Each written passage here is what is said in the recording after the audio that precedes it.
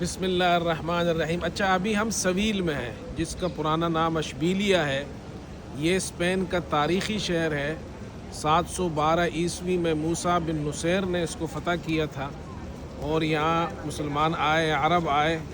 پھر یہاں 1174 میں ایک جو یہاں کا امیر تھا، بادشاہ تھا مسلمان، خلیفہ ابو یوسف یعقوب المنصور، اس نے یہ مسجد بنائی تھی۔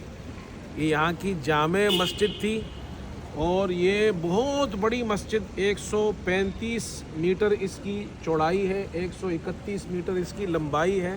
اور یہ مینار، اس کے بارے میں بتاؤں گا آپ کو۔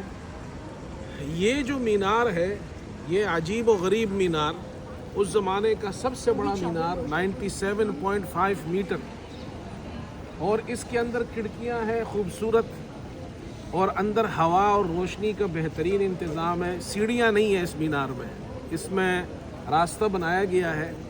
اور کہتے ہیں کہ اس زمانے میں مؤذن اذان دینے اوپر جاتا تھا تو بہت اونچائی ہے، تو گھوڑے پر بیٹھ کر جاتا تھا اس راستے سے، 5 وقت اذان ہوتی تھی۔ اور یہ مسجد، اس کا صرف ایک حصہ آپ نے دیکھا۔ 1248 میں پھر یہ شہر مسلمانوں کے ہاتھ سے چلا گیا۔ پھر جو یہاں بادشاہ آیا، اس نے اس مسجد کو چرچ میں بدل دیا۔